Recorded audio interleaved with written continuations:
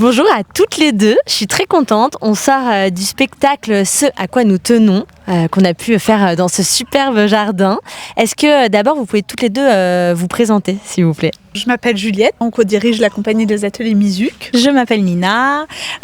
Donc les ateliers Mizuc, effectivement, c'est une compagnie où on fait majoritairement des spectacles musicaux. Donc, et Juliette et moi, nous sommes rencontrés au Conservatoire de musique en tant que chanteuse lyrique en Angleterre, en l'occurrence, et on se retrouve à Poitiers. Est-ce que vous pouvez justement nous parler de la naissance des ateliers Mizuc? Tout le monde ne connaît pas encore et pourtant on a hâte que tous les Poitevins, Poitevines connaissent la compagnie. Est-ce que vous pouvez nous raconter comment ça a démarré, comment vous êtes lancée et avec quelle mission vous vous êtes dit on va lancer cette compagnie? Étant chanteuse, j'avais envie de créer une structure qui puisse être un peu un endroit pour faire des projets un peu expérimentaux, des projets personnels, voilà, et qui soit aussi dans l'endroit où je vivais, parce qu'en tant qu'interprète, en fait, on est amené à bouger tout le temps et donc c'est bien aussi d'avoir des choses à faire là où on habite. Donc c'était un peu ça le projet, et donc le premier d'ailleurs, et de toute façon pour le tout premier projet qu'on a fait au sein de Mizuc, j'avais proposé à Nina qu'on travaille ensemble, quoi, parce que c'était une envie qu'on avait toujours eue. Et donc on s'était lancé dans un projet, mais qui finalement avait eu principalement une vie dans le Nord, pour des raisons qui ne sont pas forcément intéressantes là. Mais... Et donc, puis je peux parler du nom quand même de Mizuc, parce que c'est important. Donc moi j'avais travaillé, j'ai un peu un compositeur qui m'obsède depuis très longtemps, qui s'appelle Hans Eisler, qui est un compositeur d'entre les deux guerres, qui est le grand ami de Brecht, voilà, et qui a vraiment pensé, qui a écrit sur la musique et la société, et comment la musique classique pouvait avoir une autre place dans la société. Et lui, il allait faire donc dans le contexte de l'entre-deux-guerres, qui n'est pas du tout le nôtre, mais quand même, il allait faire chanter les ouvriers dans les usines, et il défendait vraiment le fait que la musique puisse être à la fois très exigeante et à la fois vraiment accessible à tous, et que c'était pas forcément que de l'élitisme et de l'autre côté du divertissement, mais qu'il y avait au contraire vraiment plein de choses à inventer. Brecht lui-même, pour le théâtre, avait inventé l'inversion des voyelles, pour le Theater, pour justement inventer une nouvelle forme de théâtre. Et Eisler avait dit, nous on va faire la Mizuc. Donc il avait inversé aussi les deux voyelles de musique. Et donc voilà, c'est venu de là. Et ensuite, Nina est arrivée à Poitiers pendant Covid, voilà. La période de tous les bouleversements. Et donc, oui, pendant Covid. Et je pense que moi, ça m'a toujours beaucoup touché ce que Juliette disait, notamment cette pensée un peu de cette musique accessible à tous et toutes. Moi, je suis restée en Angleterre un peu plus longtemps que Juliette, et j'étais vraiment dans ce mouvement de ce qu'on appelle en Angleterre du community music. Donc, c'est vraiment la musique qui appartient à la communauté, et qui allie toujours vraiment, comme tu dis Juliette, cette exigence à une sorte de décontraction. Enfin c'est bon quoi, la musique ça appartient à tout le monde et on peut tous se faire plaisir avec, et je pense que c'est beaucoup ça qui nous relie toutes les deux, et ce pourquoi on avait envie de travailler ensemble, et donc de co-diriger cette compagnie ensemble. Et justement, dans Ce à quoi nous tenons, il y a cette idée de montrer que le chant lyrique ce n'est pas que de l'élitisme, et que là, en plus, vous avez une forme où vous êtes 4 chanteuses et une circassienne danseuse. Comment est né ce projet, Ce à quoi nous tenons? Moi, je travaille beaucoup dans le sud de la France aussi, parce que j'ai grandi là-bas. Et donc, il y a une scène conventionnée, les scènes croisées de Lozère, qui m'avaient demandé de faire une proposition avec voix et une trapéziste que je connaissais, Justine Bernachon. Et donc là, on avait commencé c'était juste après le Covid, justement. Ouais. Et ça faisait 1 an, pendant le Covid, on s'était mis à faire des concerts au jardin avec Nina, bien sûr, et puis d'autres gens qui étaient là. Donc il y avait Ulrike déjà, qui est maintenant dans Ce à quoi nous tenons. Voilà, des gens de Poitiers, puisqu'on ne pouvait plus bouger. Donc voilà, et on faisait des concerts ici même, d'ailleurs, dans ce jardin. Et les voisins passaient avec leur masque ou pas, restaient à quelques mètres, mais voilà. Et donc, quand on m'a fait cette proposition, je me suis toujours dit, ce serait trop bien. Je me suis tout de suite dit, ce serait génial qu'il y ait un quatuor. Et avec Justine, donc au trapèze, à l'époque, c'était Justine Bernachon. Et voilà, et on a monté dans ce jardin même une proposition en 4-5 jours pour une ouverture de saison en fait, d'une scène conventionnée. Et après ça, on a eu envie, en fait, ça nous a vraiment, l'aventure nous a vraiment plu, ça nous a semblé faire vraiment sens pour tout ce qu'on racontait avant, de comment justement aussi le fait de s'allier à l'arc et le cirque. Alors Justine a été moins danseuse que Clara, donc elle faisait vraiment du trapèze, et il y avait vraiment cette chose de le cirque qui est un art beaucoup plus populaire, de la rue, et comment nous, du coup, ça nous ouvrait un peu une porte Ouais, merci. Je pas est là. Ça nous ouvrait une porte qui nous semble nous tellement facile à ouvrir et pourtant voilà. Oui, enfin il y avait vraiment quelque chose de très évident avec effectivement cette envie de décloisonner un peu, c'est un mot un peu à la mode mais en fait c'est important, d'amener l'art lyrique dans d'autres environnements et c'est vrai que par le biais de l'art du cirque, c'était une évidence en fait et donc on a continué sur ce projet. Justine Bernachon est partie sur d'autres aventures, mais nous on a donc cherché aussi des gens du coin, vraiment de la région. C'était important pour nous. On savait qu'on avait envie de rester avec une équipe de femmes, c'était un choix, et donc on a cherché des circassiennes de la Nouvelle-Aquitaine, et c'est là où notre appel a fait écho avec les envies de Louise Faure, qui est donc la directrice artistique de la compagnie Avis de Tempête, qui est basée à La Rochelle, en Nouvelle-Aquitaine, et vraiment une compagnie de cirque. Et on a commencé à travailler ensemble et c'est elle qui nous a suggéré de travailler avec Clara Serraillet, qui est donc effectivement circassienne, acrobate et également danseuse. Et ça faisait vraiment beaucoup de sens de travailler avec elle parce qu'elle, avec toutes ses outils, elle arrivait vraiment à relier le sol, où nous on est au sol, on aura beau essayer tout ce qu'on veut, mais enfin la corde on n'y arrive pas trop, et l'air où elle se hisse dans les airs. Et c'était important pour nous de ne pas juste être le jukebox, si j'ose dire, de la circassienne. Et grâce à Louise et Clara, j'ai l'impression que on a réussi ce défi-là, de créer un spectacle où on crée du lien entre la terre et l'air, entre les voix et les corps. Voilà. On a parlé donc de l'origine de ce spectacle, ce à quoi nous tenons. Mais comment s'est passée un peu la création ? Donc vous avez constitué cette équipe 100% féminine et locale. Et comment s'est passée la création ? Comment vous avez travaillé ? Quelle réputation vous avez fait ? Comment vous avez constitué le spectacle ? Je vais parler un petit peu de la production. Alors comme on a dit un petit peu plus tôt, il y a certaines d'entre nous où ça fait quand même un petit moment qu'on travaille ensemble depuis 2021. Mais après, quand on a réalisé qu'on voulait approfondir un petit peu, on a donc fait tout le travail de production que doivent faire toutes les compagnies artistiques en France. Donc vraiment chercher des partenaires, des gens qui ont envie de soutenir les projets. Donc ça, c'est un gros travail. Et une fois que ce travail est fait, avec de la chance et beaucoup de travail et de persuasion, on a de l'argent. Et dans ces cas-là, on peut donc se rencontrer pour des résidences. Donc nous, on a bossé, je dirais, peut-être 5 semaines de résidence tout ensemble.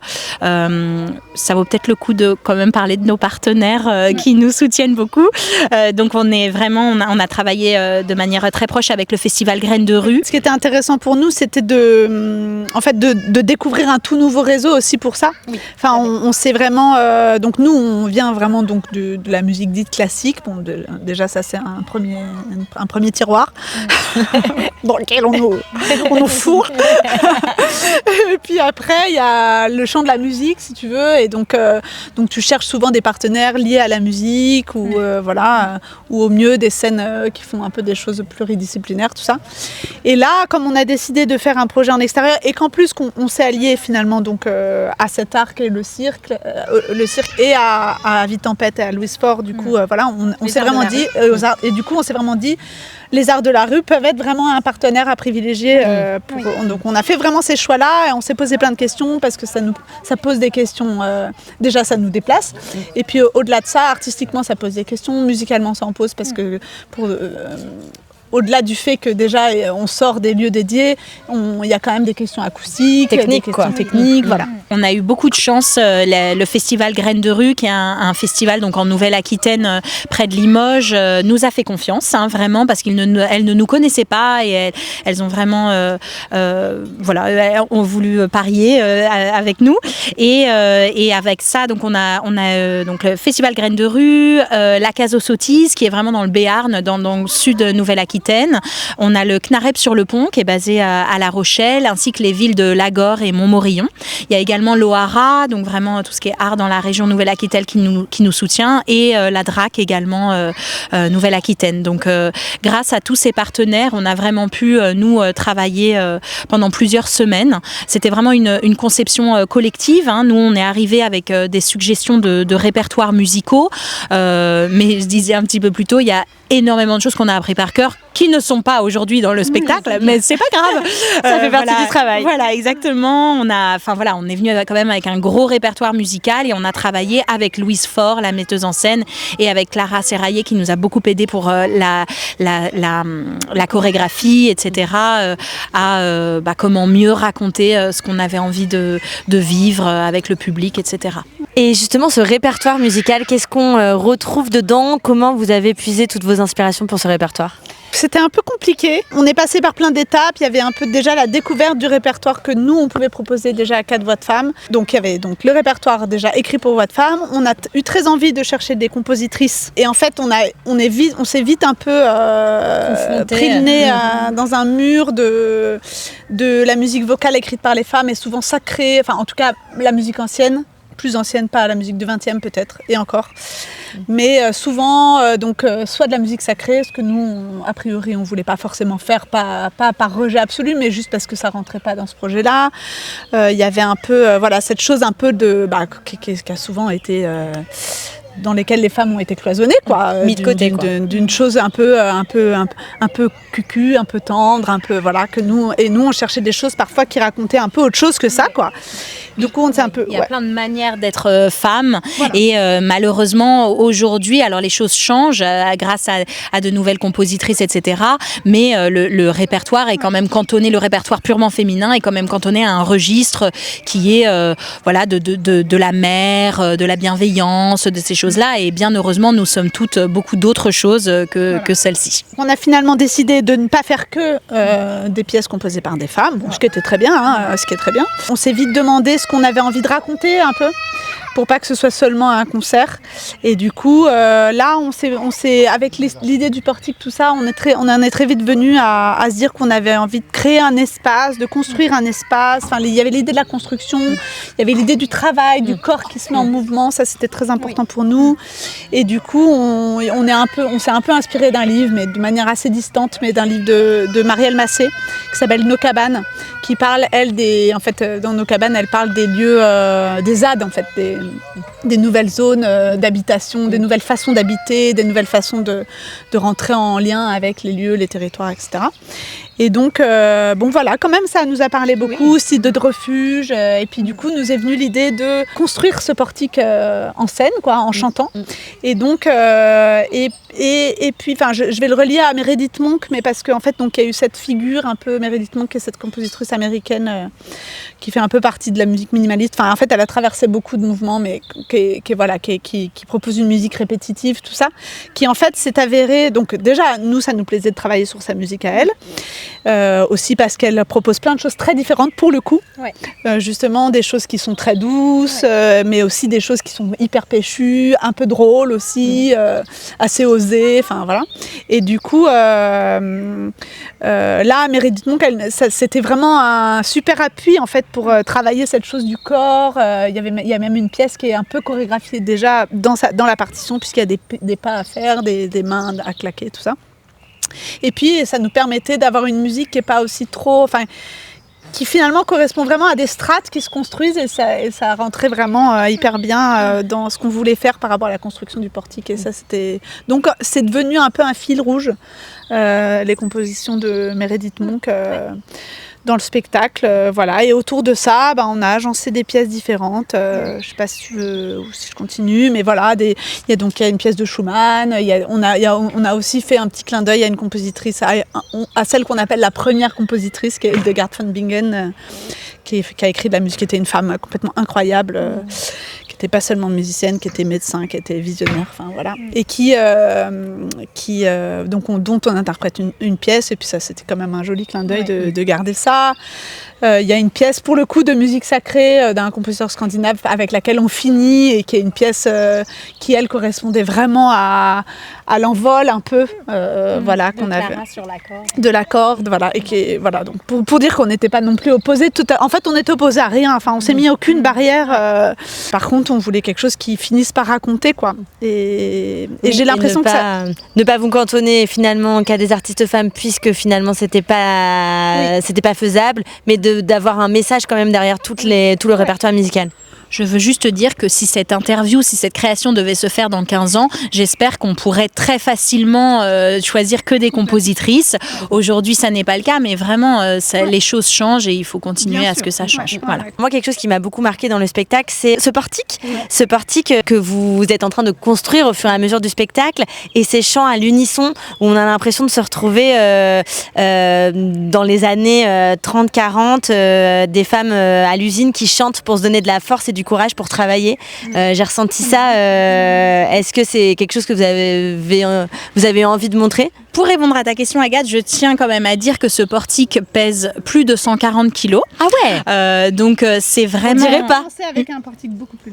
Oui, tout à fait. On a commencé avec un portique qui en pesait 30, je crois.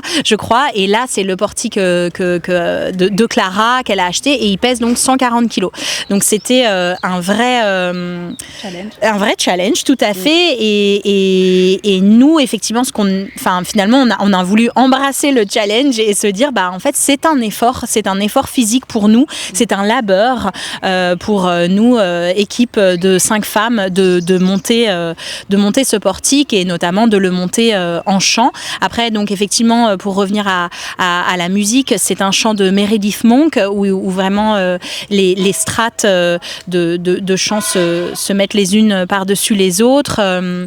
Il y a quelque chose de, en même temps très simple et en même temps d'assez un peu perturbant qui nous plaisait dans ce choix musical. C'est vrai que c'est pas quelque chose qu'on a forcément pensé dans le sens. Enfin, c'est super intéressant que tu parles de ces chants. Moi, en plus c'est quelque chose que j'écoute beaucoup. Les chants, enfin beaucoup plus aux États-Unis, mais les chants de travailleurs, d'esclaves en particulier. Vraiment, il y a des choses absolument géniales de Alan Lomax notamment qui a enregistré en fait des chants de travailleurs. C'est très très très puissant quoi. Et c'est très puissant parce qu'effectivement le corps est investi de quelque chose. Et d'ailleurs, je pense que ce sera à creuser. Merci de nous dire ça parce que je pense que ce serait encore plus à creuser. Mais je pense qu'en tout cas, vraiment, effectivement, voilà, nous, on avait très envie que nos corps soient... qu'on ne soit pas, comme le disait Nina, un jukebox. Et comment tu fais, en fait, parce que très vite, le public va regarder, évidemment, et c'est pas du tout un problème, hein. La danseuse ou qui monte, il faut, bien sûr.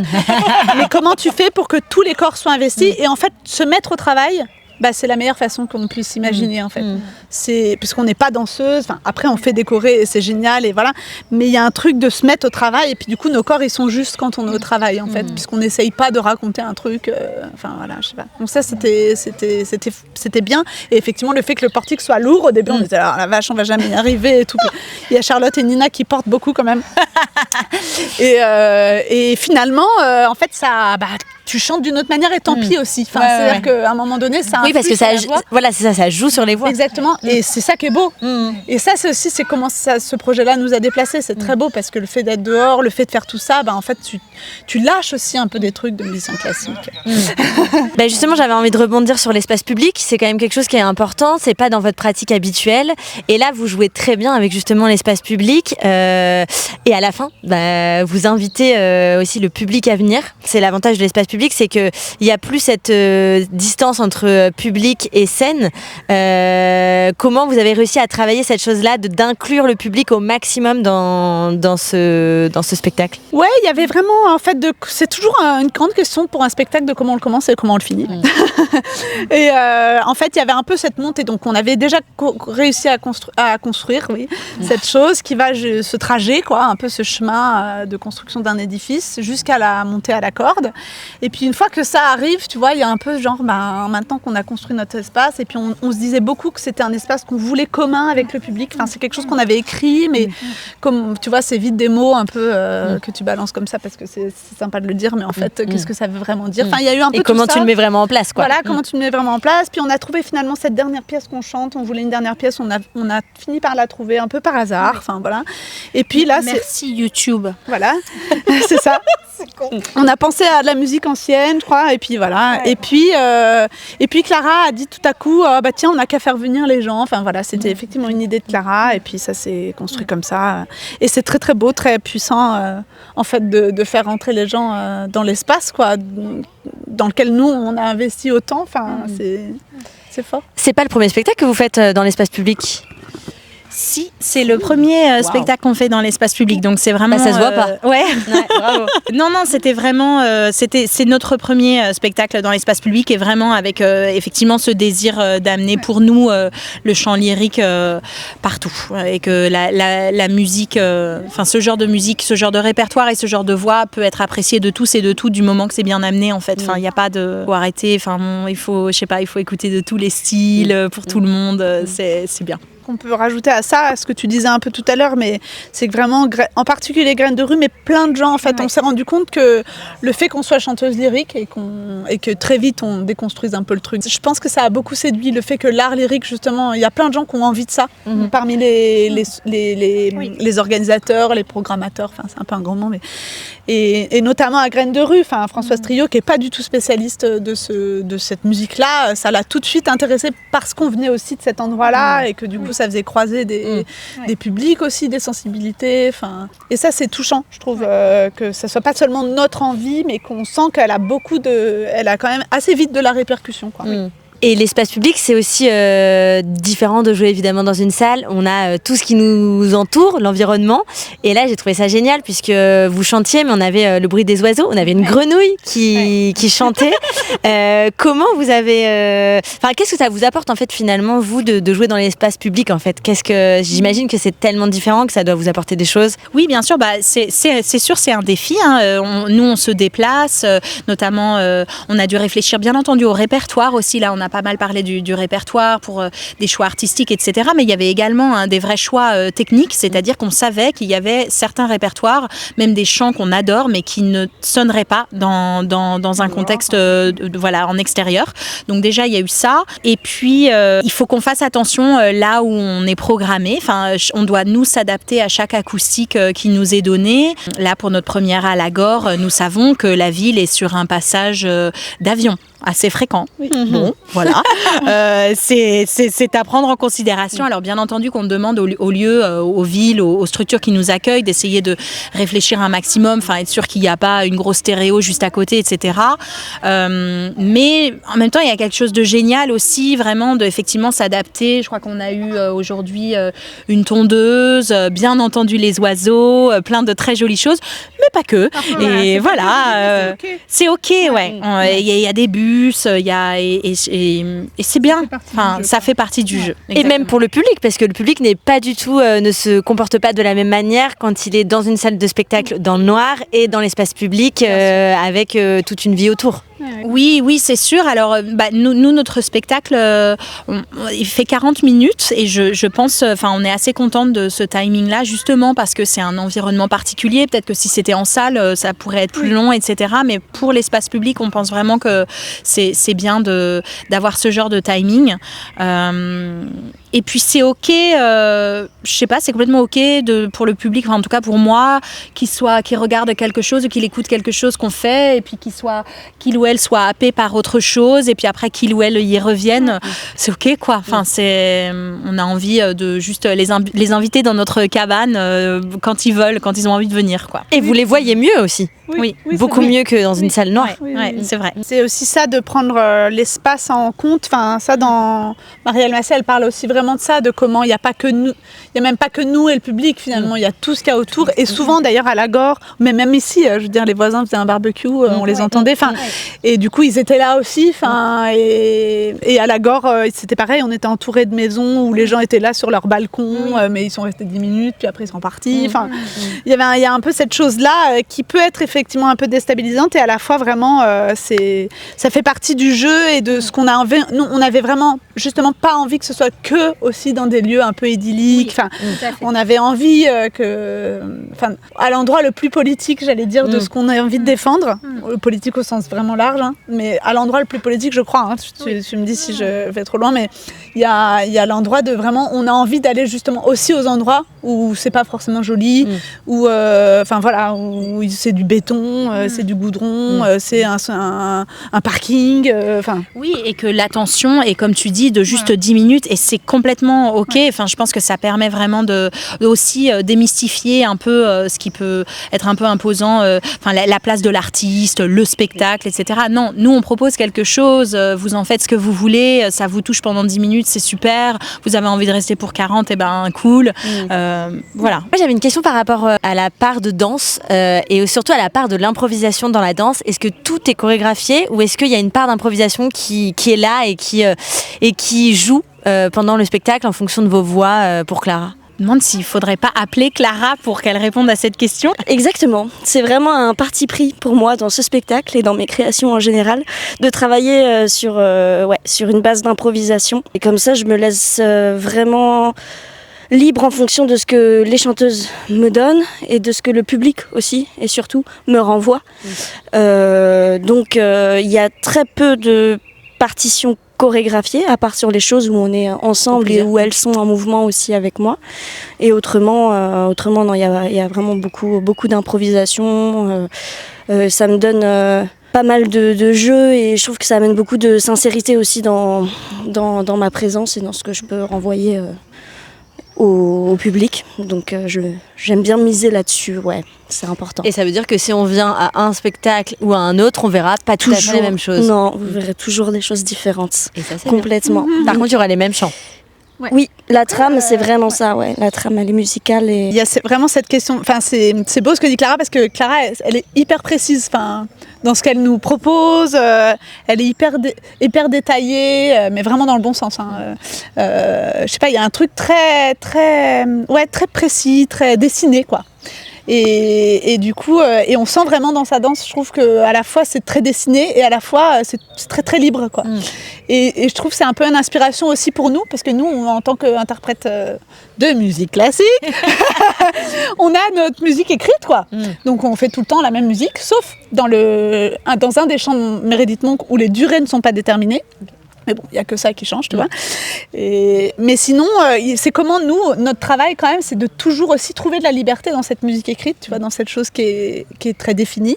Et comment on trouve tout le temps, comment on se renouvelle tout le temps, quoi. Et surtout quand on fait plusieurs dates. Et je trouve que c'est très inspirant, du coup, d'être avec Clara pour ça. Je suis ravie de l'apprendre. En tout cas, j'espère qu'avec cette interview, tout le monde va venir vous voir tout au long de l'été, ici ou là. Mais voilà, est-ce que Nina, tu peux revenir pour annoncer les dates, toutes les dates qui vont venir? Vous jouez un... Non, reste là, Clara. Et donc, on a des dates le 7 et 8 juin. Mais on sera à Bessines et à Lagore. Et on sera également à Poitiers pour le festival à l'Ouest. On est à 18h30 derrière l'église Sainte-Thérèse, dans le super festival à l'Ouest où il y a vraiment très très belles choses proposées, vraiment très variées. Organisé par la Blaiserie, bien entendu. Et donc, nous, on est à 18h30 derrière l'église Sainte-Thérèse. Et ensuite, il y a un autre concert de chant également, de musique un peu traditionnelle, des choses très intéressantes dans l'église qui suit le nôtre. Et on sera également à Montmorillon, au Voltige Poitevine, le 22 août à 21h30 cette fois. Voilà. Génial. Merci beaucoup. Merci Agathe. Merci. Merci à tous les deux.